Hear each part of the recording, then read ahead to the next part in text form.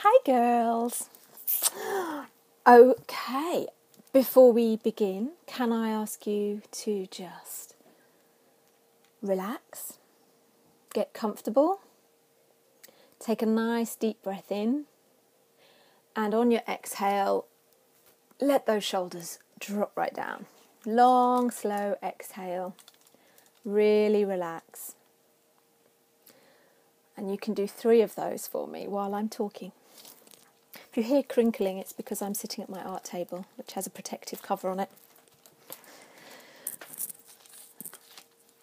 We will be exploring boundaries, our relationship with them, physical boundaries, emotional boundaries, what they are, what it means, how they impact our lives.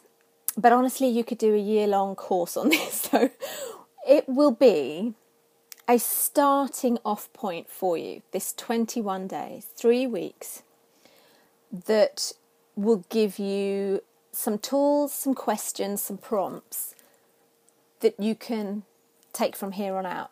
So whatever you accomplish, whatever you experience in this 21 days we have together, as I said in my email yesterday, the Facebook page will stay open because you will probably be putting the majority of what you learn, the majority of this theory into practice after the 3 weeks is over, and it will have knock-on effects. You'll really evolve with this process, and when you get to one level of changing how you operate with yourself, maybe with other people in certain circumstances, you will find it leads on to another thing and onto another thing, and naturally, as all these things do, it will evolve as you do, and it will grow, and it will expand as you expand, and contract as you contract.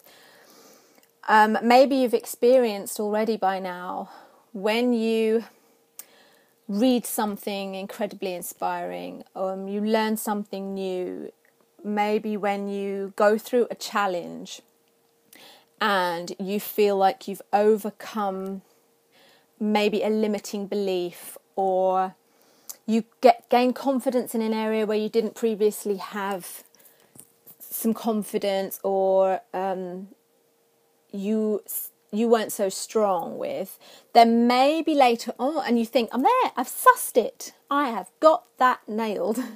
And then you find later on that something comes up and it's far too reminiscent, if not exactly the same as that issue, that wobble, that limiting belief, and all confusion, and it feels very vulnerable. It can feel very disheartening, and you can think, I thought I'd sorted that one, darn it. I want you to know that's so okay. It's not that you're taking a huge step backwards. If you see life as a spiral, it's a little bit more helpful. Overall, you're spiraling up and up and up and up into better and higher vibrations, but you're coming back around again to meet the issues that you've had, because they're your life stories, your life scripts. They're whatever you need to experience, learn, grow through to be who you need to be. It's your sole purpose, it's your path, and that's so okay. I've certainly been there where I've got so despondent because something came up. I was great at guilt tripping myself, and I think, I'm there, I don't do that anymore. I do not carry guilt. Yeah. Any time you make any statement or have a thought that seems very finite, you can be pretty sure it's not very spot on, I can tell you that. So, we've all got lots of those. That's one example of so many that we can have.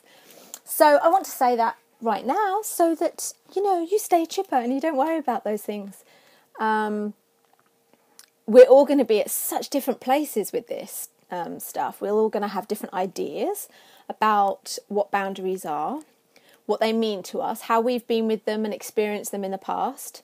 How great were boundaries at all, or honoured, respected, communicated in our families of origin?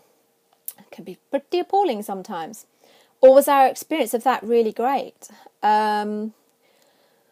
We're likely to be better in some areas than others. And we could be really appalling. We might never respect our own boundaries, which is where we're starting from. Our relationship with ourselves. Typically, being exceedingly generalistic here, if you are a people pleaser, if you are sensitive, if you're an empath, you are likely to be too giving for your own good and for your health and for the well-being of yourself and whoever you are giving to. It seems generous, it seems kind, it seems thoughtful, but truly the only abundant, successful, healthy, healing giving that we can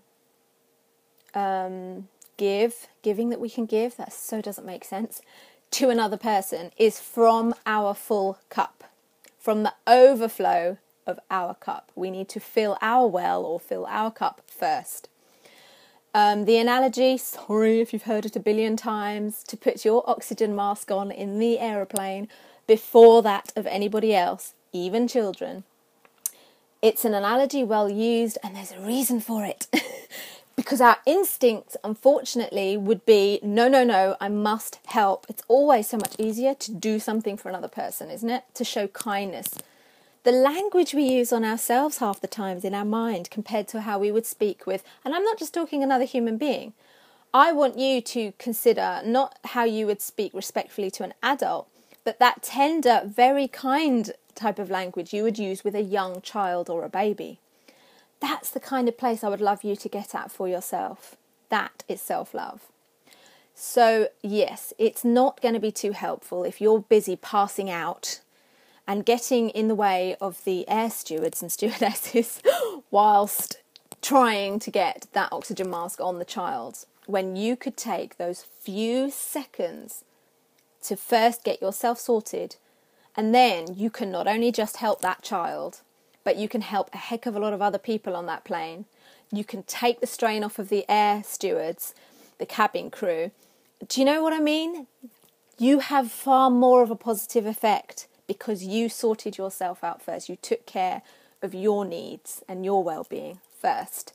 And ultimately, that became a lot less of a selfish act than had you not, and you'd put somebody else first, as well-meaning as you may have been. So I'm going to leave it there for now.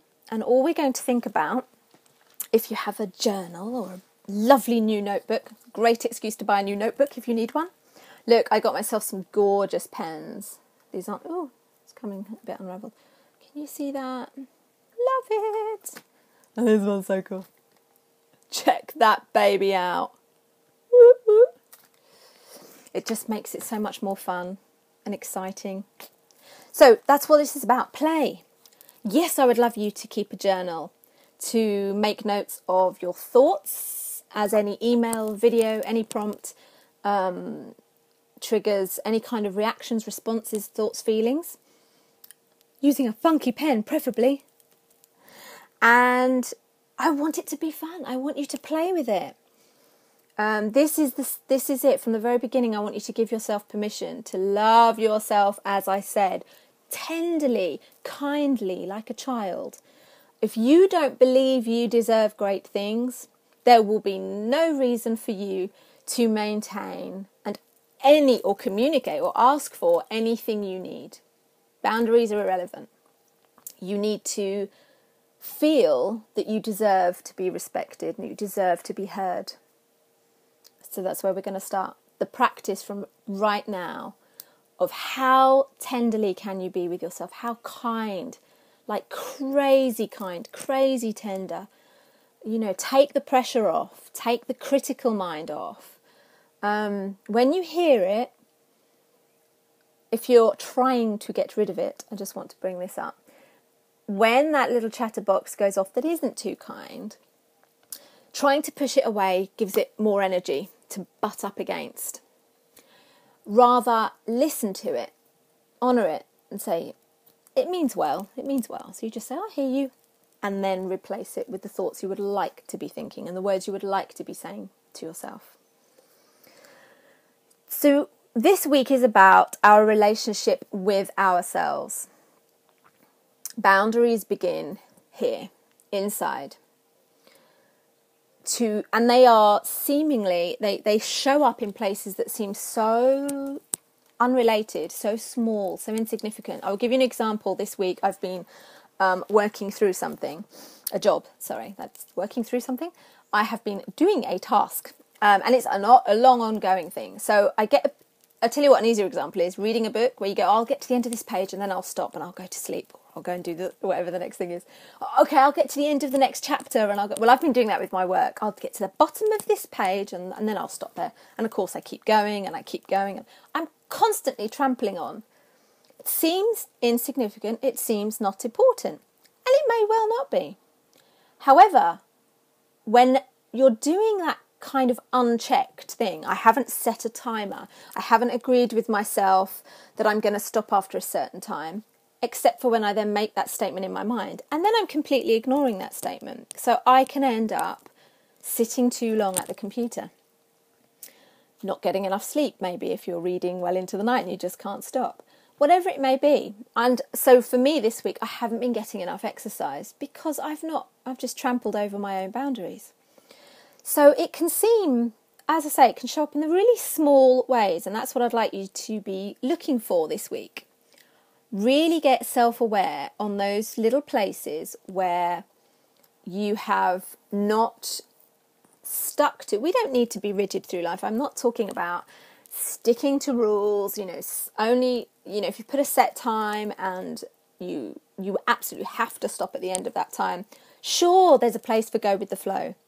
However, if consistently you are not listening to yourself and you are not, what would have been a better way for me to go through this would be once I have gone, I'm going to get to the bottom of this page and then stop, and then I haven't, would be to make a new agreement with myself that, okay, so I have made a new decision. Consciousness, awareness, you see, that's the difference. I've made a new choice and I'm going to carry on going until I'm too tired to do any more. That would have been healthier. I would have felt better about myself. I would have felt heard. And if I keep doing this to myself, one time when somebody talks over me while I'm out and about somewhere or with my nearest and dearest, one time I don't feel heard, I'm going to be incredibly triggered and feel like my boundaries are being trampled over because it feels like yet another. They're unaware. It's not their fault. I've been doing it to myself. That's what's been building up. So that is what we're going to be looking at. The weird and wonderful ways this shows up for you. It can show up when you're doing your housework. It can show up when you're out for a walk. It can just be thoughts that you think. It needn't actually be actions and activities. So yeah, I'm sure this will come up in some really intriguing ways that I haven't thought of. Do let me know. Share over on Facebook what you observe. And I will try to step up my awareness as well. We teach that which we most need to learn. And so that was one boundary with myself that I noticed, like I say, this week. And that made me think about other ways it can show up in those subtle ways. Another is, and this is, agreements with yourself you may not have seen as boundaries before. But everything has a foundation. And so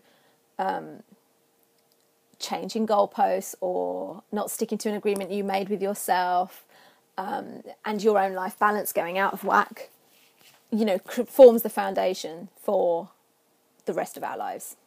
Health, well-being, work-life balance, you name it. And boundaries and boundary setting. So self-awareness week. Watch yourself. You are not the person thinking all the thoughts in your head. You are the one who is watching those thoughts go by. You're the one hearing the words. And that's who I want you to be this week. That's what I want you to focus on. What is your head doing? What are your thoughts doing? Is that voice, is that chatterbox listening to you and your needs and what your body and your soul really needs?